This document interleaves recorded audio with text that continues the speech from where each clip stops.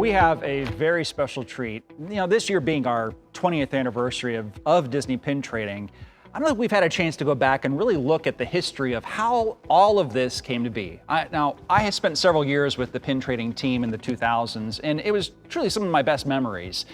Getting a chance to meet many of our guests from around the world, trading pins, collecting pins. But it took a team for this to really all become a reality. And I have several special guests, and I feel so lucky because I've worked with so many of them for so many years. In fact, some even hired me to be here. I wouldn't be here today without them. But I want to go back to the very beginning, set the stage, set the Wayback Machine. We're going to go all the way back, and my first guest is Ed Storin. And Ed, you were involved with the very beginnings of pin trading. Tell us a little bit about that.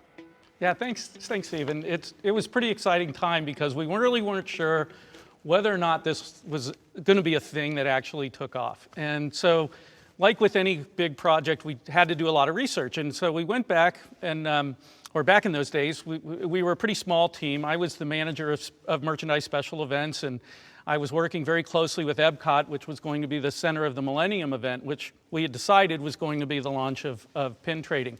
But we were still several years before that actually was going to happen, and I would say this was between 1995 and 1999. We had to kind of pull this together and figure out what we really wanted to do and how we were going to do it. So we started by looking at several major sporting events where pins were very popular and traded, and we had a team actually go to an event. I remember my leader came to me, handed me a pocket full of pins and said, I want you to go to this balloon festival because they do a lot of pin trading there, and plus you're going to have a good time there, right? And it was actually really neat. But I remember the pins that he gave me, and they were these Mickey hot air balloon pins, and they were once people realized I was walking around and I was from Disney and had these pins that represented the Disney Mickey Mouse balloon, they came seeking me out. So I got a lot of great feedback about pins and whether or not pin trading was something that might work with Disney. And of course, the guests at the Balloon Festival were very excited about it. Then there was another sporting event I attended, and there was a lot of pin trading there, and we kind of took in what seemed to possibly work. But Stephen, I think the one thing that people don't realize is that this whole thing almost came to a crashing halt about 18 months or so in advance of the Millennium celebration starting. And what had happened was we had planned to build this Pin Central location at Epcot. And, like a good company will do, we were doing our fiduciary responsibilities to make sure that this whole thing was going to work, and we were going to have the funding we needed to build this Pin Central, and that it was really going to be a viable business opportunity as well as a great guest experience. So the vice president of Epcot at the time had actually come to the end of his rope and had said, this just isn't going to work. We just can't get the funding we need to justify building out this Pin Central. So my team and I went back, and I had a specialty merchandise group, and we started to put our heads together and we said, well, what could we do that might help drive enough funding for this to kind of put it over the top? So we came up with this what we thought was just a great idea, which was a subscription service to a pin collection, which was a set of framed pin sets. And we represented every pavilion at Epcot. We put together a ton of creative behind this, and we did a lot of photography. We did this whole photo mosaic puzzle pin concept of these framed sets. And the idea was that the guests who were interested in pins could pre-purchase these sets, and they would be shipped a set throughout the course of the Millennium celebration. So I happened to bring one of those sets with me, which this was kind of the one that we said kind of got everything started and got us over the hump on building Pin Central. And this was of course, Spaceship Earth set up for the Millennium celebration. And what happened was we went into the meeting and everyone loved the idea. And it kind of sold pin trading. We got it over the hump. We got Pin Central approved. But then this rather puzzling thing happened, no pun intended. We weren't selling the pin sets as we had originally planned. And we were bringing in a bunch of inventory of these sets, and as the millennium was drawing closer and closer, and we were trying to sell this, we realized we were going to have a lot of inventory, and this was not going to work the way we had planned it. However, the good news was it still had been successful enough in concept that we were able to build Pin Central. So as the story goes, we ended up not selling the volume we had expected. It actually was a miserable failure, and I remember groveling to my senior leadership when we had all this inventory, and they said, "What are you going to do with all this?" You know, we had sold a number of them, but it wasn't enough, and we had all this inventory that ended up we had to dispose of it, and that was several years, or actually it was about 6 months into the Pin celebration, where we realized we really weren't going to be able to carry this inventory. And I remember going to that meeting and just feeling about, you know, the end of my Disney career. This was going to be miserable. I'm going to have to really ask for a lot of forgiveness here. And as I was doing so, one of the leaders at Epcot stood up and said, "Hey, let's stop this meeting for a second and realize something, that we have started to do pins, and we have started to do pin trading, and it is successful beyond our wildest dreams." And one of Stephen, our other guest here today, is going to talk a little more about that in a second, just how all of that kind of gained momentum. But, you know, we were doing so well with this, and it was so popular beyond our wildest dreams, that all of a sudden the burden came off my shoulders, and it was, you know what, Ed, if you hadn't done that, we probably wouldn't have gotten Pin Central, and we wouldn't have the success we have right now. So, you know, it's kind of one of my favorite Disney stories in my Disney career, because it was like one of those things that, you know, your worst nightmare ended up being one of your greatest successes. So, you know, I was very, very proud of that, and I always have this frame set on my wall to remind myself, and some of my cast members when I talk to them from time to time, that, you know, every once in a while you're going to fail, but from that failure could come great success. So that's really the way it all kind of began, and that's how Pin Central got started, and how pin trading really got off the ground for the Millennium Celebration. You know, that just, it reminds me so much of Walt Disney throughout his career with the Walt Disney Company, and trying things and seeing what would stick. And I remember those pin sets, because they were photo mosaics, like each of the different, you know, if you put them all together, they made a picture, but the little individual frames were like of animated features, if I remember correctly. Yes, correct. Yeah. So here we have, you know, this pin of the day, these photo mosaics, these frame sets, and that was one piece of it. But as you said, you know, pin trading really took off. It became something of, I don't know if it was because of like the Millennium Celebration, the theme being celebrate the future hand in hand. So you had this kind of trading component. It was already themed to that. And my next guest, well, like I said, I wouldn't be here talking to you today without this gentleman, because he hired me into the role of trading manager way back in the early 2000s. Mr. Jim Green, tell us a little bit about trading and some of those early days of what guests could find when they visited Epcot.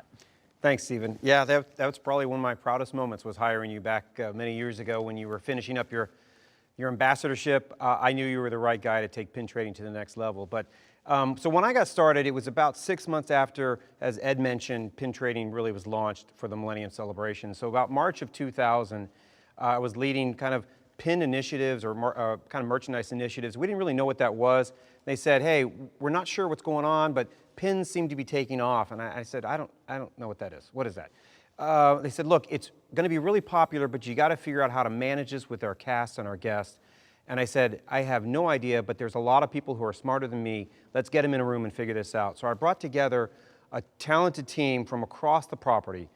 Manager within merchandise operations, product development. We sat in a room for a couple days and brainstormed ideas to try and figure out, from a cast and a guest and a communication or marketing perspective, where were we going to take pin trading? What was pin trading? What were the rules of engagement? How many could you trade? What was going to happen? And how did we fuel this unbelievable cast-guest interaction that we never found ourselves experiencing before? And we came up with a list of about 100 different ideas. And that was pretty much what I did with the efforts of Stephen and so many others. for the next 2.5 to 3 years. We came up with cast pieces where we had cast events. We came up with guests. We had guest recognition, guest events. What were limited editions? What were the rules of limited edition? How were we going to communicate? How were we going to market? There were just so many pieces to it. But what it came down to was we had to figure out a way to get guests involved, right? It wasn't just about selling them a pin. We wanted to make sure they were engaging with our cast members and trading with our cast, and then ultimately trading guest to guest, which was really the epitome of of pin trading for Walt Disney World. What we introduced actually with the Millennium Celebration was a flex pin. It was our Celebrate the Future hand in hand, not a very attractive pin. It has a very subtle Mickey in the background. It's a couple dancers with some ribbons for 2000. And what was the key to this was if you came here on a package, we gave these pins to you for free. So everyone checking into the hotels for the Millennium Celebration got 2 of these somewhat unattractive pins. But what we would tell them is, hey, if there's another pin that you like, look for one of our cast members wearing a black lanyard and find the character of your choice. That's what took off for pin trading. Once guests understood that they could take one of these pins that wasn't maybe attractive, didn't have enough character for them, but they could go to any park, any resort, to downtown Disney, the marketplace, and they could trade with a cast member, that's when it got exciting, and that's when we really saw the genesis of what we know as pin trading today. And we gave out, over the course of 18 months, 1.5 million of these pins. And you think, well, that's an awful lot of money. But when you thought about the level of engagement and what that turned around, if you got one for free, then you turned around and you traded with a guest or a cast member to get one that you wanted, boy, then you started to look for all the other characters. And the great thing about pin trading and the product development piece is it has the broadest range of characters you could find in any of our assortments. Any character you wanted, it was probably in a pin, and it was probably on a lanyard somewhere around property. So the adventure started right then when we released over 1 million of these pins back in 2000.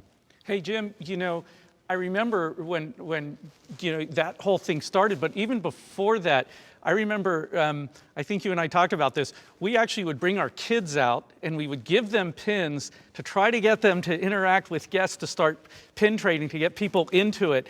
And really until that pin launched, it really didn't, hum on all cylinders, but, we were doing everything we can to try to introduce this concept, including, traipsing out our children to try to, who are really into it, by the way. I think your daughter and my daughter, I think they love doing it, but I remember we tried every trick in the book to try to, really introduce the whole concept to the guest. Absolutely. I remember putting the lanyard on my daughter, and her was, what are you doing? And I'm like, no, trust me, it'll be fun. And she's like, I don't like any of these. I go, that's the point. Now let me show you. Let me push you out there. It's gonna be, trust me, it'll be really fun. And we go out there, and after she had the first trade, once she interacted with a cast member and got the pin that she wanted and put it on her lanyard, that was it. Her whole world lit up. Other guests start to see this interaction. What is that? How are they doing that? How do I get those pins? How do I interact? And the great thing was a cast member, you'd say, anybody can do it. All you need is one Disney pin. You can trade with any cast member across property.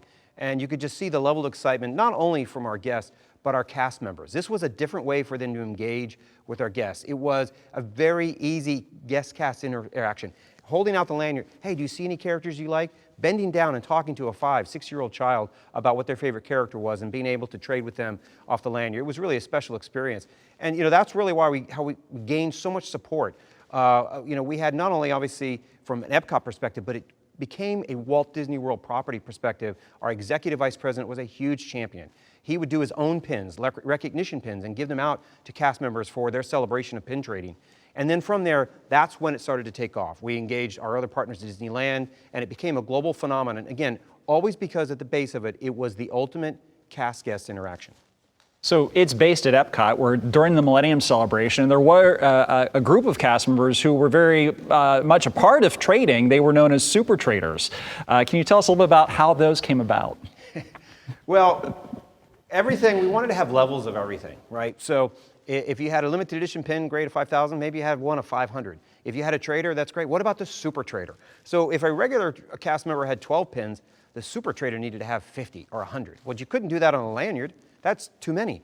So we came up with our pin trading vests. So we had cast members in the park, specifically in Epcot, and they would wear these pin trading vests, and we would just all 50 pins on their vests, and they would just walk around with arms up and turn around and have the guests look at them and figure out which one they wanted. And then, of course, they'd, oh, no, we'll take it off for you, put it on there. But it was an awful lot of fun. The super traders that we had across property were, quite honestly, some of our most enthusiastic pin traders themselves. They loved the level of guest interaction. And more importantly, it was just a great surprise and delight for our guests to have them come out across property. 50, 60 pins on a vest was just spectacular. And it was a great way to kind of, again, ignite the excitement for pin trading. You know, a lot of our cast members too, Jim, I remember got really into pin trading, and we had this rule at the very beginning that we would not give away any pins to any cast, right? That you had mentioned the one that, you know, we had a senior vice president who used to give them out, but even before that, there was a rule not to do that because we were so worried about the proliferation of all these free pins out there that we would just have duplication all over the place, right? Like the same pins, and you'd walk up to somebody and they'd see the same pin over and over. That rule quickly went away though, and all of a sudden we realized, hey, it seems like the more pins we put out there, the more our cast and guests really want to trade. And that was kind of an eye-opener too, very early on. Yeah, Ed, you're exactly right. What we found was if we could really excite our cast members in our locations and across property, that excited our guests. So, you know, after really in the summer of 2000, we had our first ever cast pin event, and we had 2,400 cast members come out, where we gave pins away. We had pin contests, you had a variety of activities. We sold pins at a dramatic discount just to get pins out there. It really kind of started this cast excitement about them trading and collecting themselves. And what we found with that level of excitement, the cast members were really excited to be out there on stage in their roles, engaging with the guests on a regular basis because they were pin traders and collectors themselves. They had gone to pin events, and some of the most highly desirable, hardest to get pins are the cast pins. You know, the pins that we offer or even sell to our cast at a discount, those are the ones the guests want the most. So it gave them a little bit of skin in the game when there were some events, but ultimately it was really the cast members across property that really drove it for the entire celebration and for the entire millennium. Well, let's talk a little about those pins, because I remember collecting pins. My sister and I came here in the early '80s, and there was these like tiny flag pins in each one of the World Showcase countries, and I remember putting them on my book bag. And then when I came back and started on the college program, I remember collecting pins from either resorts I had stayed at or favorite attractions and such. So we had pins prior to this, but really when pin trading was introduced, it became even more. And there were not only kind of what we had consider open edition pins, character pins, but then the idea of limited pins or limited edition pins came about. And how did that happen? So we really, once we figured out that pin trading was so exciting and everybody wanted certain pins, you know what? We felt like, again, we went back to the list of brainstorming ideas and we said, we need to take some pins and limit them. And we make it more collectible. That's the collectible business. So we started to make certain sizes, 1,000, 2,000, 3,000, really limit how many guests could get them. We knew this was not necessarily Disney's strength. Our Disney's strength is we want to make everybody happy. But when you only do 1,000 of a pin, you're going to make some guests unhappy. But we knew ultimately that those guests who would get that 1,000 edition pin would be some of our most avid pin traders, and ultimately would fuel the fire of pin trading across property. So we learned a lot though in the early days of limited edition. You know, it reminds me of a funny pin trade that I had once. You know, every once in a while we'd come across, working with the product development team, they would give us like the artist proof of a pin, which is actually a pre-release just to approve everything on it. And I remember going out and finding a young child, a little girl that was pin trading. And I gave her this pin. I wish I could remember what was on the pin. I actually don't. But I remember giving her this artist proof and saying, this is a really special pin. And her parents were really excited and everything. And I gave her that pin. She put it on her lanyard. And this young child who was really into pin trading turns around, and all of a sudden there is an avid pin trader, right? An adult who pin trades, standing there looking at this pin with their eyes huge, looking at this little girl saying, would you like to trade me for that pin? And that little girl's like, yeah, I'd rather have this Mickey Mouse one than this artist proof one that I had just given her. So we made everybody happy, right? The little girl was happy, she got something she would rather have, and then of course that avid collector got pretty much a prize pin out of that trade. And someone who knows a lot about developing pins, when I first joined the Disney Parks merchandise team, she had an office right next to me, and we ended up then working together for several years, and that's Jeannie Lewis, who's one of our longtime merchandisers for pins. Jeannie, thank you for being here today.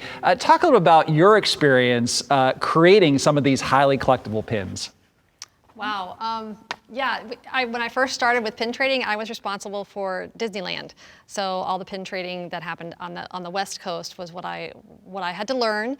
And there was plenty of people at Main Gate that were already merchandisers, involved in pins, that kind of showed me the ropes and taught me all about limited editions and open editions and sizes of pins. And we really had to learn a lot about the guests to understand what characters were meaningful to them to develop onto pins.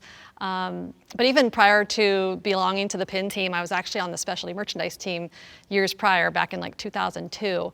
And I remember developing some product for the 999 Happy Haunts events that happened at the Magic Kingdom. And I was developing everything but pins, but I had to stand in and help, I think it was Julie Young at the time, help develop a pin.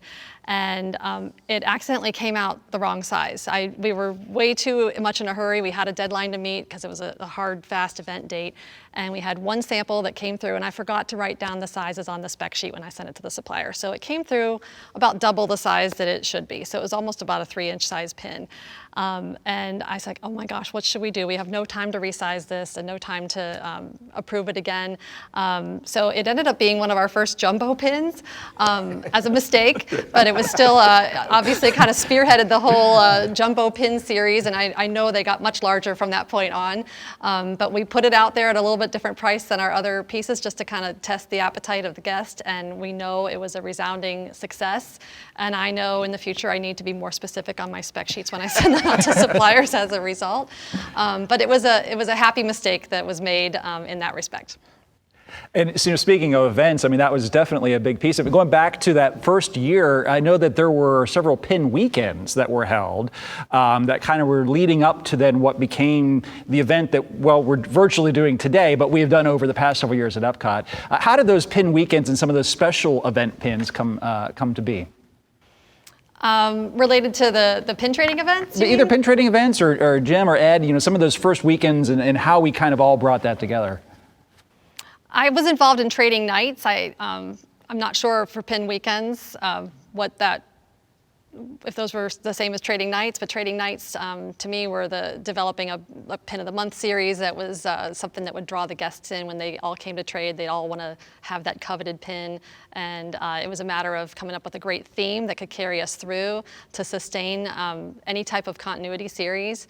We know our guests love continuity. They love something that can bring them back to the parks. If they're really an avid collector, they're an avid visitor of our parks, and they're always looking for something that tells a great story.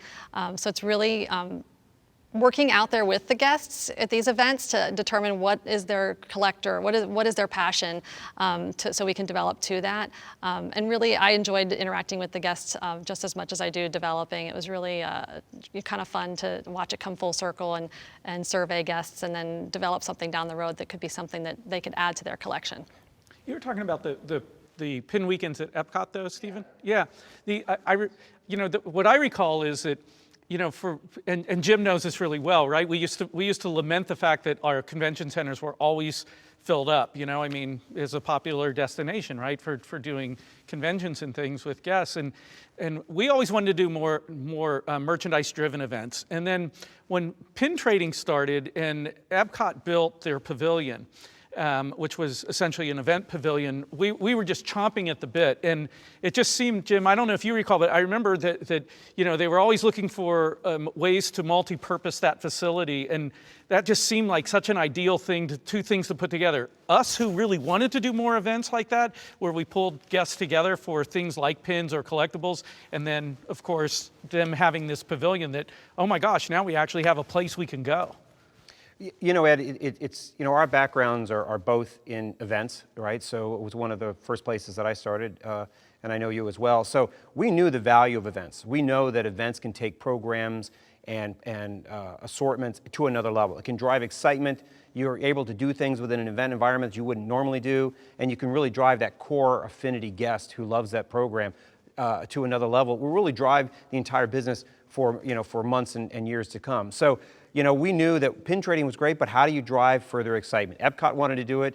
We knew that we had the availability of the World Showplace, and we knew all we had to do was get with development, make the pins a little more sized right, drive some demand, do it on the weekends. We had the labor, and again, we knew events would drive excitement. That was really the key. So starting with the Epcot Pin Weekends, that then turned into Epcot and then further events. So what happened was all the parks wanted a piece, right? It wasn't just about Epcot. Studios were saying, hey, what are we doing? Magic Kingdom. So then we had to develop a series of events, and these turned into nighttime events where the guests would come out, again, using the event team, using the same things we had done for previous events, for Global, Disneyana in the past, in the 1900s, or 1990s, and looking at it from that perspective of driving excitement for the guest across property. So that's when we started to have an event everywhere. Every park, Disney, downtown Disney, even the Disney Cruise Lines. We had to have an event on Disney Cruise Line to appease them. We even had one at the sports complex, which was pretty difficult to do for a Braves game. So we did it everywhere around property. We knew that events was a key, again, to driving excitement, and it engaged the entire property. So that's really when it started to take off, and it started to look a lot less like an Epcot thing and more like a Walt Disney World initiative.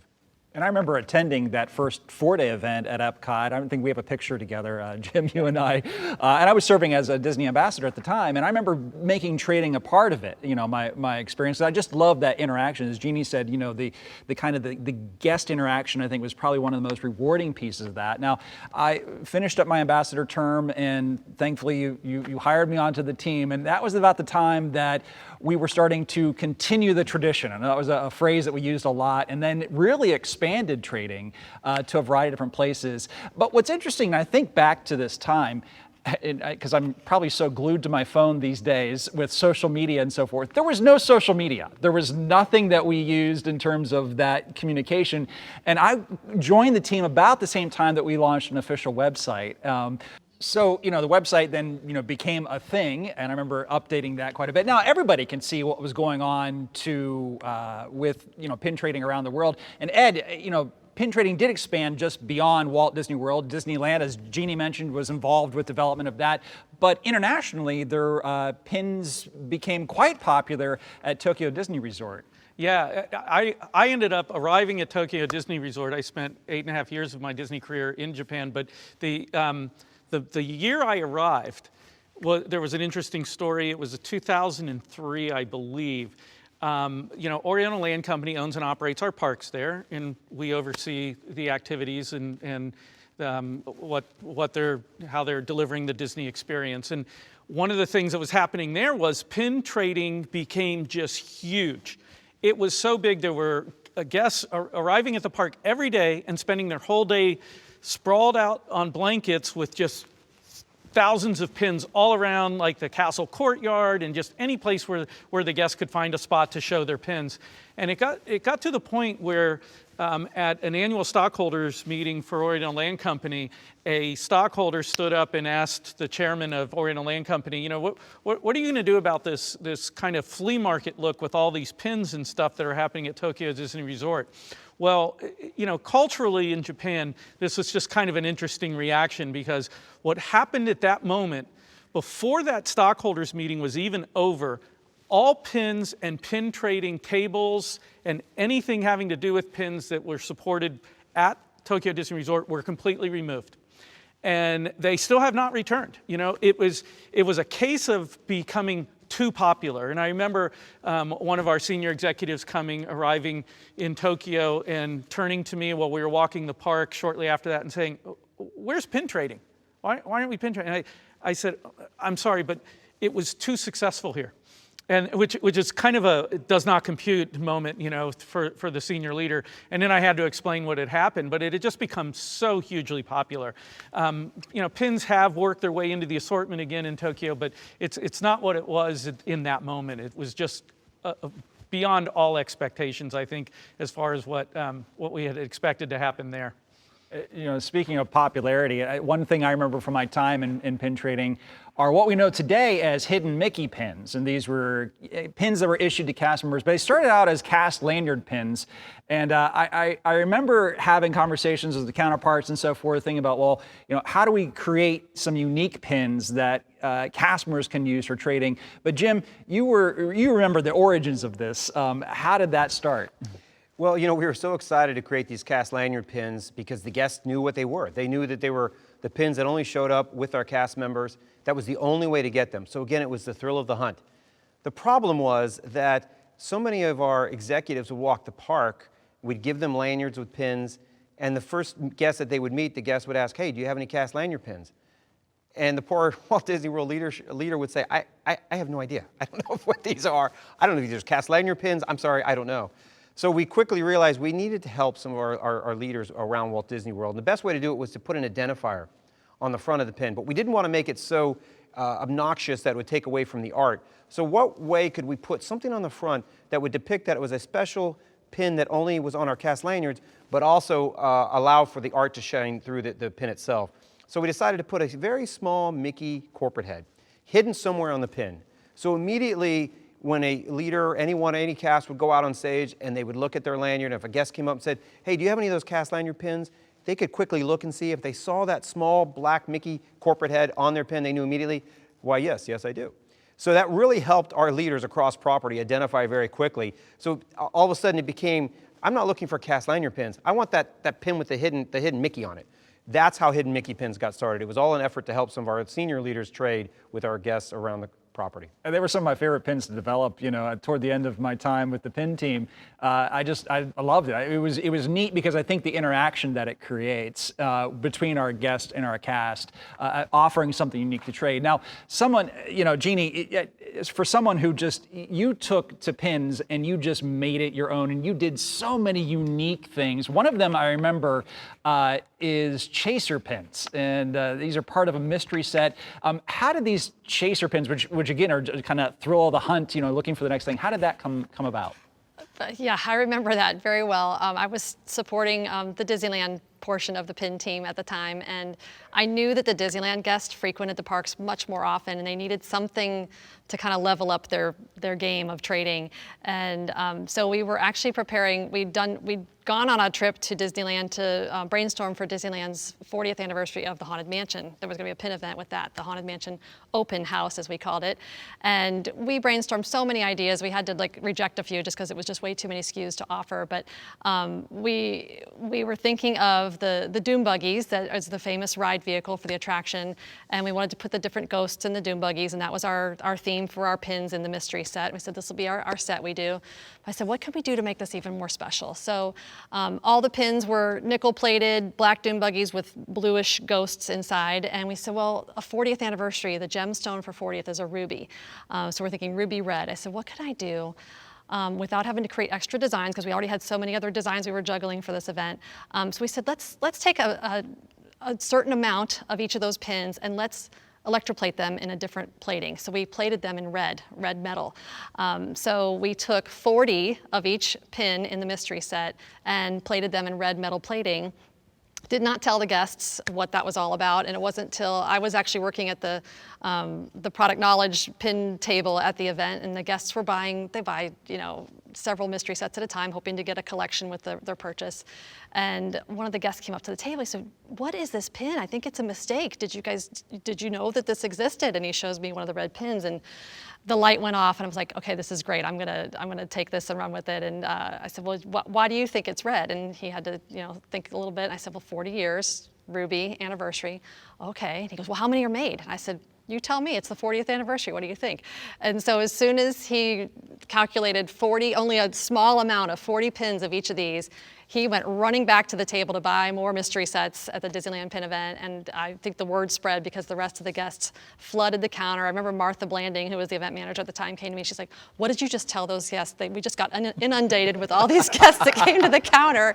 And the mystery set sold out instantly, and everybody was just striving to get that special plated pin. So that was the start of our first type of chasers that we introduced, non-advertised, but just introduced organically for the guests to find on their own. You know, I hear that story, and I remember so many conversations about a variety of things like this. And I think that's one thing that, no, Jim, when worked for you and our team, I mean, you know, think our team was very small. I mean, it was a very small team, but we all worked in proximity to each other. I remember walking in and sitting and chatting just about the philosophy of why we would do this, why we would do that. And there were so many things that we tried over the years to keep that kind of excitement going. One of them, and you mentioned, Jeannie, about just not telling people, you know, like this was going to be a thing. And Jim, I remember there were times we did it, so the surprise pins, you know, these kind of like, we're just going to put a pin out and not let anybody know. You know, it's funny, when everything started, you wanted to make sure you were communicating to the guests where things were coming out, when, what the edition size was. We wanted to make sure we launched the pin trading website. So we finally got to a point where we were so good at communicating everything, we said, wait a minute, what if we did something that drove them crazy? We didn't tell them anything. You know, what if we went the other way? And I remember everyone was like, what? No. The whole part of pin trading was to drive excitement. You know, Jeannie's story drove excitement. It was something they didn't expect, they didn't know about. So we thought, you know what? What if we just did a small limited edition of and somebody said, what, like 1,000? No, 500. Let's do 500. Okay, where do you want to release it? I don't want to tell anybody. We didn't tell a person. What we would do is we'd call up on a Thursday, one manager in one location. We'd said, guess what? At 2 o'clock, we're going to deliver a small box of 500 pins, and you're going to sell it. Okay, can I tell anybody? No, you can't tell anybody. We didn't tell, and we didn't tell a soul. It was only like myself and the manager, and that was it. And we didn't do it first thing in the morning, just to drive the guests even more crazy. So it wasn't as if they came to the park at 10 o'clock and could go around all the locations, see if there were any surprise pins. No, we'd wait until 2 p.m. just to drive them even more insane. So you had to stay at the park all day. And you know, this was back then, there weren't blogs and there wasn't Facebook back in the early, nobody knew. You had to call. You had actually to call people to say, oh my gosh, have you seen this pin? The very first one we did was Flubber.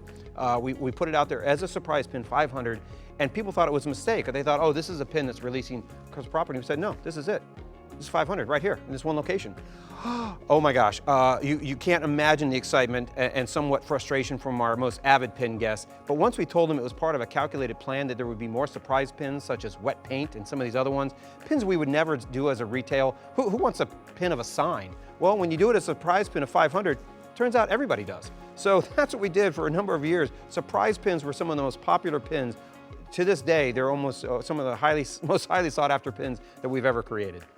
It was always about that trading power, that idea that we could give something to somebody for their collection that they could then help maybe get a different trade for something else. Similar to, you know, the Ed story earlier about, you know, that I traded this, but then the little girl got this instead. And that was, I think, one of those philosophies we always tried to incorporate throughout trading itself. Jeannie, you know, over the years, I mean, you spent many years with our pin team, and you developed, do you know how many pins you developed during that time? No, it was 9 years with pins, so I don't even know how to quantify that. It feels like probably at least 300 pins a year, so you're looking at, yeah, well over, yes. What do you think, Jeannie, what do you think the multiplier would be in the number of ideas people came to you with? And why didn't you do a pin of this? Oh my gosh. Yeah, I feel like for every pin we did do, we had at least 3 other ideas that were infused into it, or we may have taken an element of someone's idea and done it in this color or this size or part of a different story. We really just gleaned information from anybody who was willing to help contribute. So there was definitely a lot of ideas floating around. That was the shocking thing, is there was always a story. There was always some unique pin that you would come up with, some idea, and it became like a highly collectible thing. That was pretty amazing. Ed, during your time, do you have a favorite memory from trading in those early days? I just have so many, but I think, you know, one of the things that happened was I remember going in the early days when we were trying to plan all of this.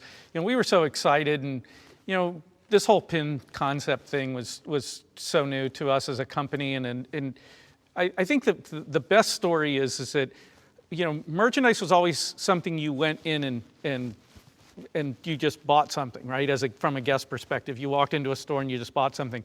We were now taking the whole merchandise experience into a whole interactive, almost like you would an attraction, right? It became something bigger than just merchandise. It was something people collected, something people would get excited about. Like Jim, you do such a great job of sharing the enthusiasm that all of us have for pin trading, and that's, you know, multiply Jim times about 100, and that's my favorite memory is that guest that just, you hand them that one pin that they're looking for, you have that one pin on your lanyard that they've been looking for, and just seeing their smile and their enthusiasm for what has really turned out to be such a great experience. And Jim, I'll ask the same question. I mean, besides hiring me as your favorite memory, that's number one, of course. I figured that was probably it. What would be your favorite memory from your time with pins? I think many years ago we had a celebration. I think it was When Dreams Come True, and they were looking for how could pins play. And traditionally that was about a pin trading assortment, what kind of pins we would sell. And again, it went back to the idea of, forget about that for a second. Let's get pins in the hands of our guests, right? And we came up with a concept where we would offer a pad, and it had actually two pins, the exact same pins.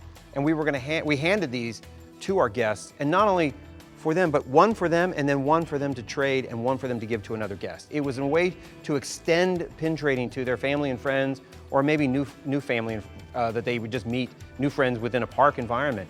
It was a great way to kind of extend pin trading in a way we'd never thought of before. It had always been retail, we'll sell the pins, but in this particular time, we presented this to senior level management, the president of Walt Disney World and the president of Disneyland, as a new way to engage our guests that ultimately we thought would bring us a huge amount of guest satisfaction in a new way. They would celebrate this anniversary in a way that we had never really thought of before. It wasn't about a monetary return, it was more about a guest satisfier and an experience that they would never forget. And I feel like that was probably the epitome for me of what really pin trading was for us at Walt Disney World. I remember developing those. Those were, that's right. There was a lot of good conversation around that one. And I know we're coming to the end of our talk here, but Jeannie, do you have a favorite memory from your time with pins? You know what, it's kind of funny. It's not well, there's a lot of great memories, and what I remember the most is mostly internal with the cast of artists, and anytime I had to conduct a brainstorm, we did a lot of brainstorming because there was so many different stories we could tell.